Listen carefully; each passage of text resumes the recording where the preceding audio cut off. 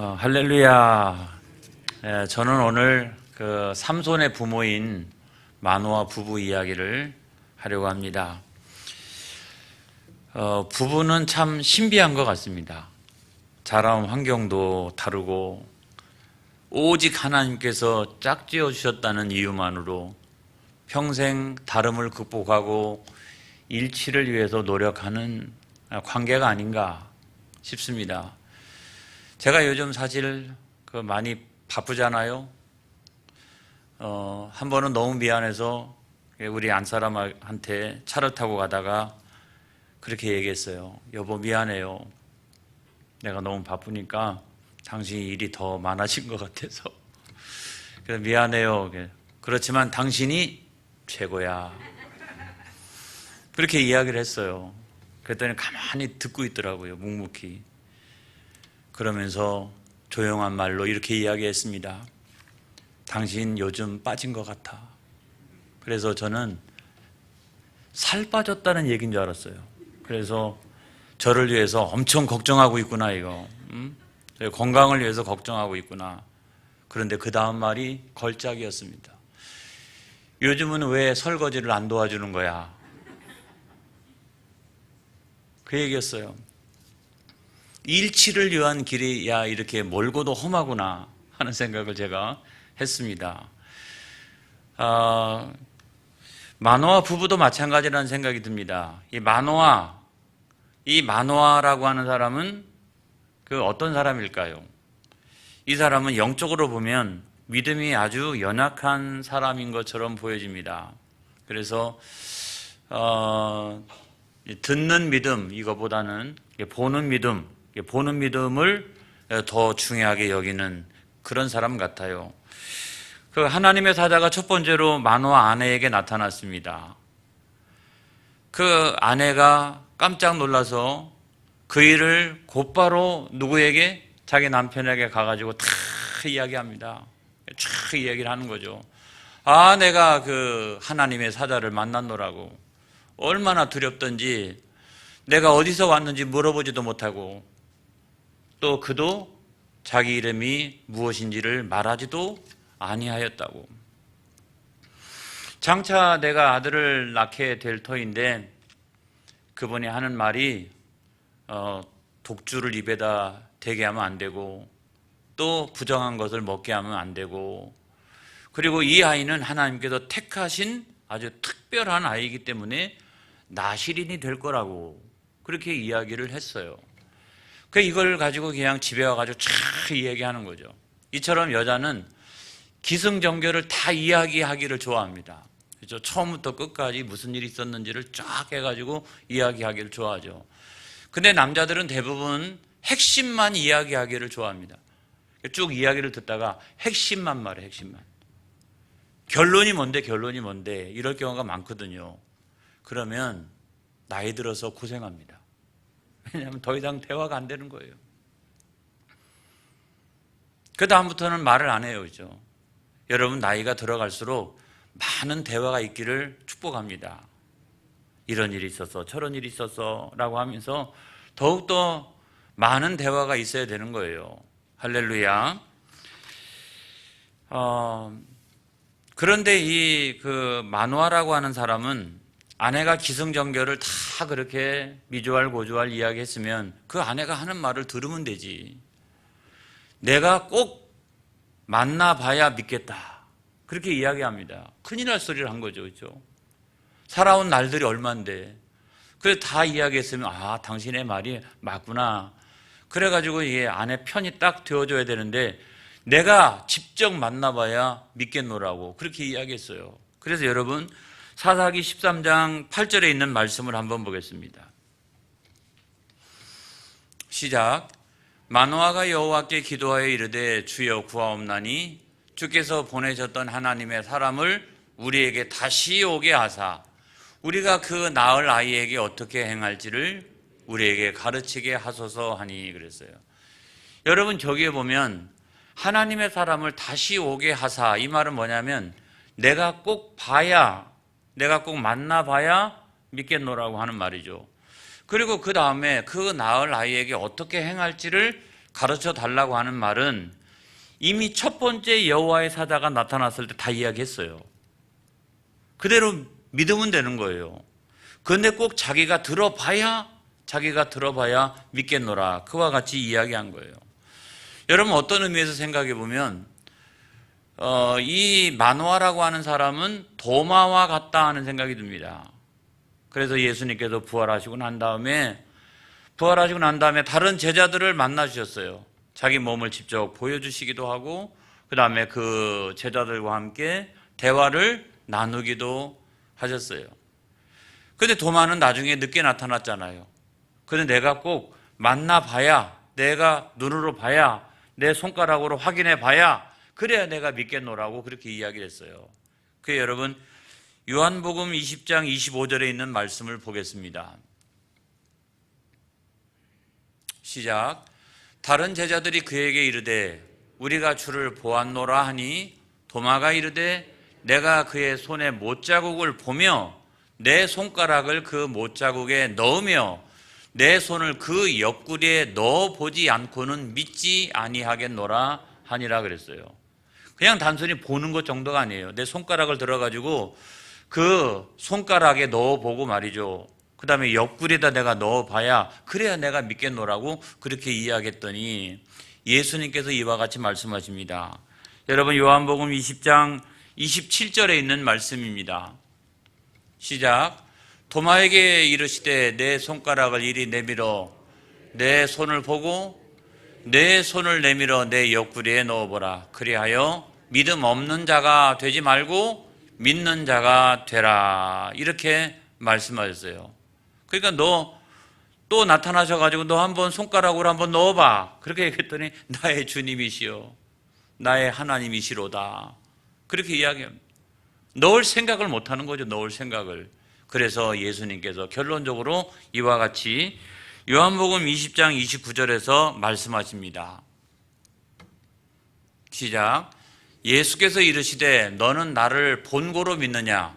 보지 못하고 믿는 자들은 복되도다 하시니라. 이런 걸 생각해 보면 마노아는 믿음이 연약한 사람이구나 하는 것을 우리가 알 수가 있어요. 여러분, 성경은 어떻습니까? 성경은 하나님의 감동으로 된 거 아니겠어요? 남녀노소 빈부 귀천 할 것 없이 그런 사람을 통해서 하나님께서 말씀하셨던 구원의 약속의 말씀 아니겠어요?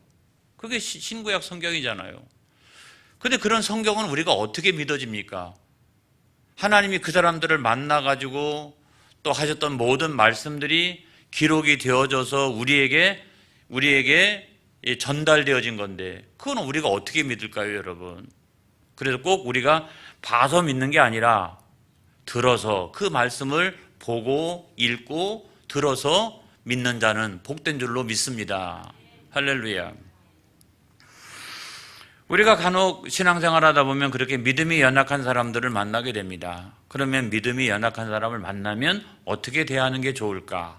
저는 하나님의 사자를 보고서 제가 깨달은 바가 있어요. 그래서 너는 왜 그렇게 10년, 20년, 30년 믿었는데 믿음이 이 모양이냐라고 하면서 그 연약한 믿음을 탓할 게 아니라 하나님의 말씀을 가지고 교제를 나누는 것이 중요하다는 거예요. 여러분, 하나님의 사자가 첫 번째 나타났을 때 그 동일하게 이야기를 했어요. 그런데 두 번째 그 마노아 아내를 통해서 마노아를 만났을 때도 그때도 첫 번째 하셨던 그 말씀을 그대로 전달하고 있는 것을 볼 수가 있어요. 그래서 그것이 차이가 있는 게 아니라고 하는 거예요. 동일한 말씀을, 틀림없는 하나님 그 말씀을 동일하게 그 말씀을 가지고 계속해서 어떻게 교제를 나누고 있잖아요. 계속해서 교제를 나누고 있잖아요. 그래서 우리는 믿음이 연약한 사람 탓할 게 아니라 계속 어떻게 하나님의 말씀을 가지고 교제를 나누는 일이 중요하다. 그래서 소모임 안에서 또는 구역 모임 안에서 그런 교제가 있었으면 좋겠다, 이런 생각이 듭니다.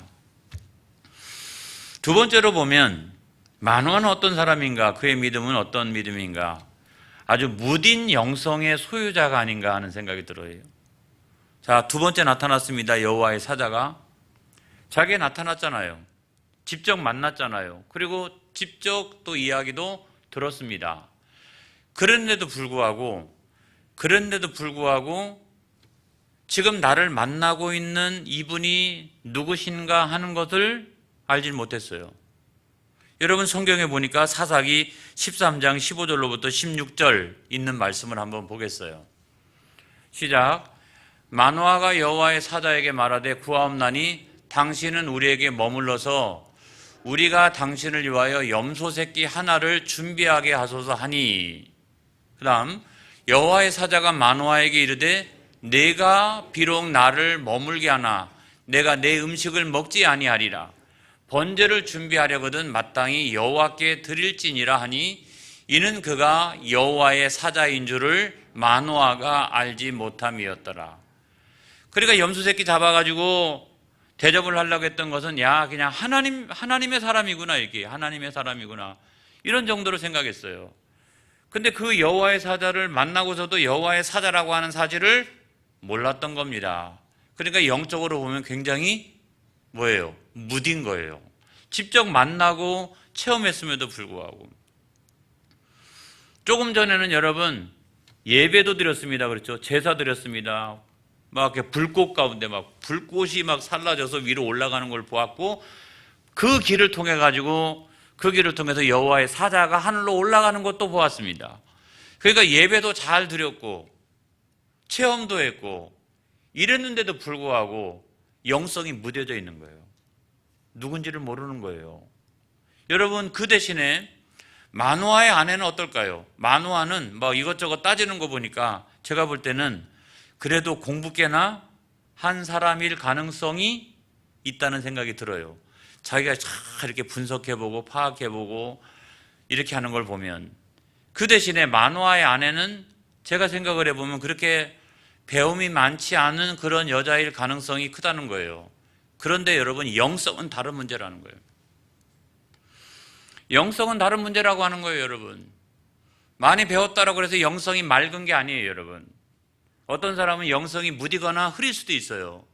그런데 이 마노아의 아내는 여기 이름도 등장하지 않잖아요. 이름도 이 사람이 누군지 이름이 뭔지도 등장하지 않잖아요. 그럼에도 불구하고 얼마나 영성이 맑은지 딱 한 번 만나보고 나서 여호와의 사자인지를 알았어요. 그래서 그 앞에서 두려워하면서 말이죠. 질문도 못하고 그렇게 했던 것을 우리가 생각해 보면 이 마노아와 마노아 아내 영성만 가지고 우리가 비교해 보면 마노아는 자기가 잘난 것 같지만 그럼에도 불구하고 영적으로는 무디고 그런 사람이었다. 하지만 그 아내는 영성이 맑고 깨끗하고 예민하고 이런 여인이었다 하는 것을 여러분 우리가 알 수가 있는 거예요. 어쨌거나 아무튼 그 마노아는 믿음이 연약한 것이 틀림이 없어요. 그렇죠? 그 대신에 우리가 마노아 아내를 한번 생각을 해보겠습니다. 마노아 아내. 그 여인은 한마디로 얘기하면 믿음이 좋은 여인 같아요. 할렐루야. 믿음이 좋은 여인 같아요. 그래서 그녀는 믿음의 사람이었습니다. 자, 여호와의 사자가 떠나갔죠. 그렇죠? 제사 드리는 그 번제와 소제를 드리는 그 불꽃 가운데서 떠나갔어요. 떠나가고 난 다음에 자기 남편이 엉뚱한 소리를 합니다.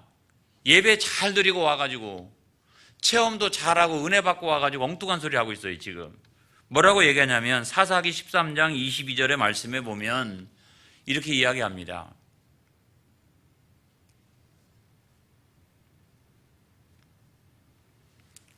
(22절) 보겠어요.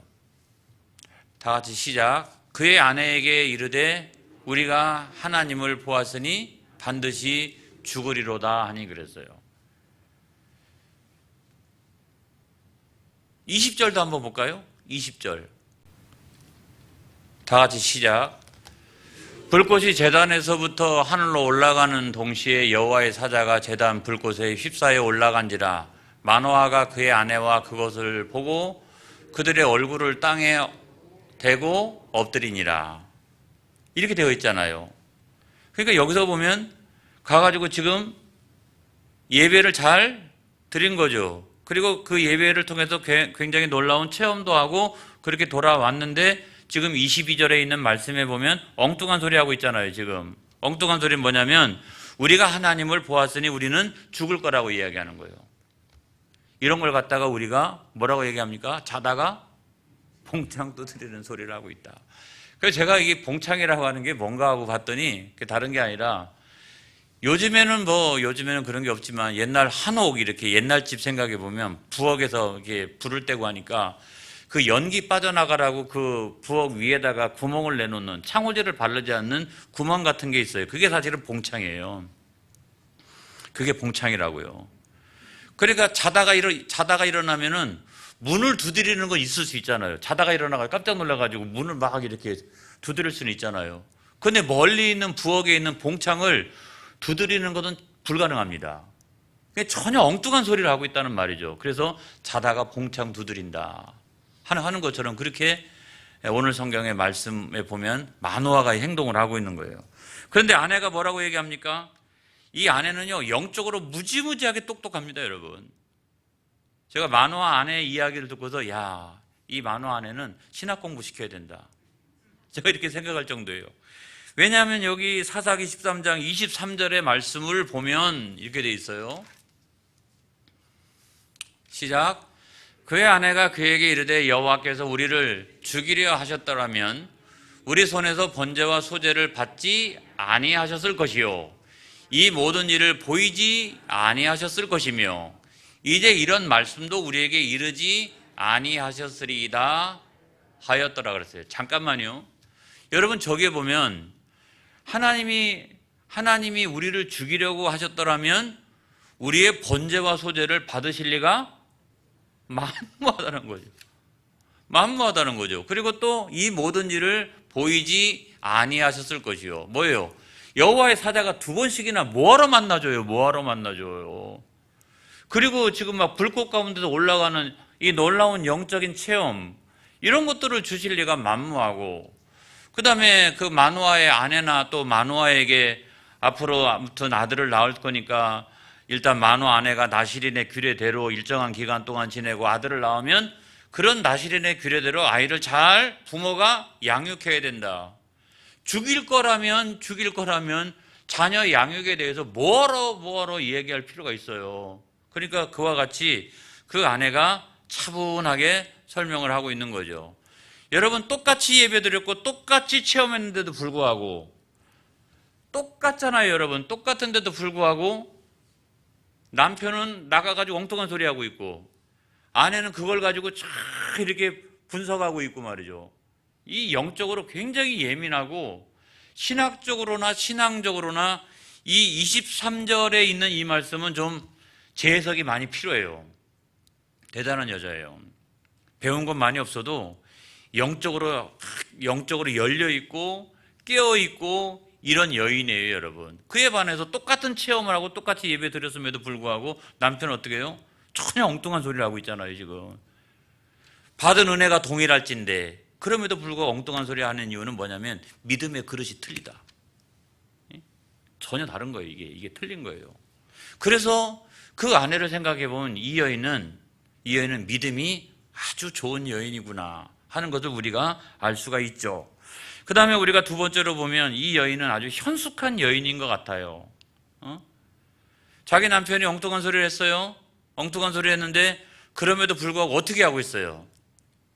당신은 말이야, 그런 소리는 하고 말이지, 예배 잘 드리고 와가지고 엉뚱한 소리는 하고 말이죠. 그렇게 이야기한 게 아니라 그 남편의 믿음의 연약함을 이해하고 위로하고 차분하게 하나님의 말씀을 가지고 교제를 나누고 있다는 사실을 우리가 여러분 생각을 해야 되는 거예요. 이렇게 하고 있잖아요. 근데 여러분, 반면에 욥의 아내를 우리가 잘 알고 있어요. 욥의 아내 같은 경우는 어떻게 합니까? 욥기 2장 8절로 9절에 있는 말씀 보겠어요. 욥의 아내,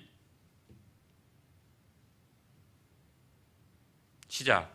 욥이 제 가운데 앉아서 질그릇 조각을 가져다가 몸을 긁고 있더니 그의 아내가 그에게 이르되 당신이 그래도 자기의 온전함을 굳게 지키느냐? 하나님을 욕하고 죽으라. 나가서 나가서 죽으라고 하는. 그러니까 막 그냥 그 조롱하고 말이죠. 멸시하고 막 비웃고 있는 걸 볼 수 있잖아요. 여러분 욥의 아내하고 오늘 마노아의 아내를 우리가 같이 이렇게 비교해 보면 마노아의 아내가 훨씬 더 현숙한 여인이라고 하는 것을 우리가 알 수가 있어요. 믿음도 좋지요. 믿음도 좋지 또 현숙하기도 하죠. 지혜가 있는 그와 같은 여인인 것을 우리가 알 수가 있습니다. 여러분 우리는 전혀 자라온 환경이 다름에도 불구하고 하나님 짝지어 주셔서 이렇게 함께 살아가고 있습니다. 저는 오늘 마노아와 마노아의 아내 이 구도가 참 좋다고 생각해요.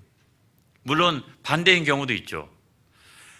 남편이 믿음이 좋고 아내가 믿음이 거의 없는데 이렇게 만나가지고 또 아내가 구원받기도 하고 또 나중에 교회 안에 중요한 일꾼이 되어지기도 하고 있는데, 그런데 이런 경우보다 제가 목회적으로 보면 어떤 구도가 훨씬 더 영향력이 있느냐라고 보면 아내가 믿음이 좋은데 남편이 믿음이 연약한 수가 있어요. 이 구도가 제가 목회 임상학적으로 생각을 해보면 이 구도가 영향력이 훨씬 더 세요. 이 구도가 아마 우리 목사님 동의하실 거예요. 왜냐하면 결혼하고 나서 나이가 들어갈수록 누가 더 세지냐면 이 남편보다 아내가 더 세지기 때문에 그런 거예요. 그러니까 이 영향력이 아내가 믿음이 좋고 남편이 믿음이 연약한 경우가 하고, 그 다음에 그 거꾸로인 경우에서 아내가 믿음이 좋은 경우가 훨씬 더 영향력이 세다는 거예요.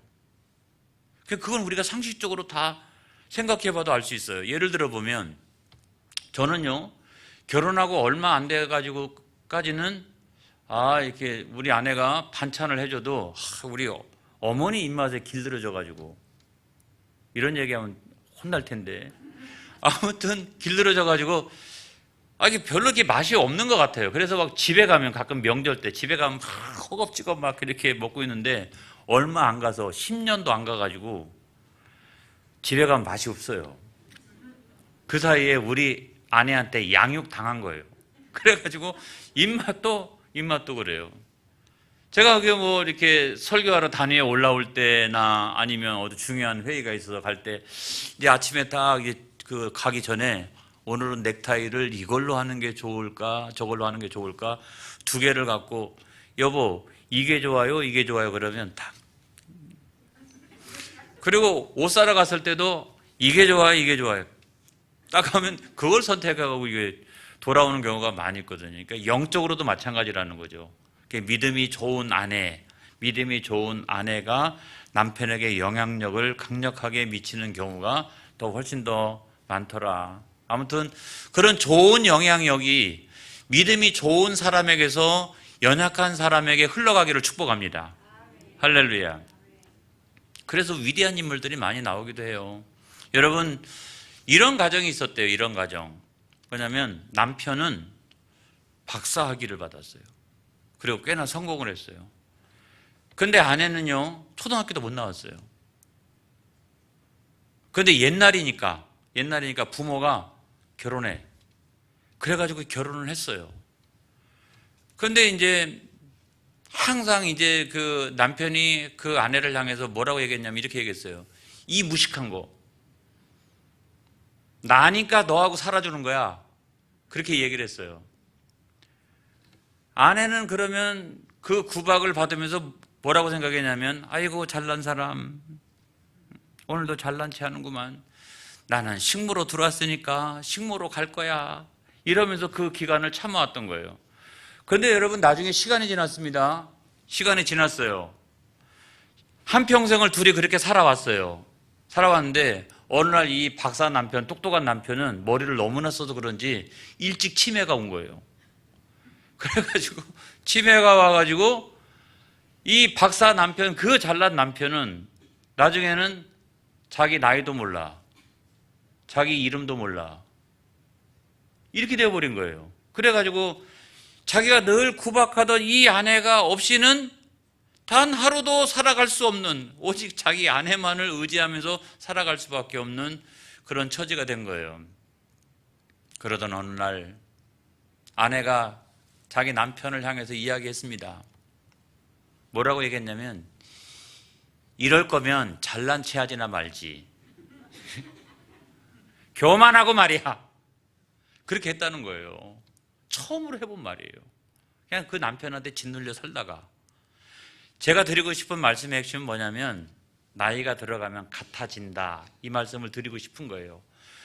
남편이 이게 잘나고 아내가 저게 잘났어도 나이가 들어가면서는 점점점 이 같아진다. 그래서 여러분, 거룩한 영향력이, 나쁜 영향력이 다른 사람에게 미치는 게 아니라 거룩하고 좋은 영향력이 그 상대방에게 영향을 미치고 점점점 믿음의 수준이 함께 올라가는, 그죠?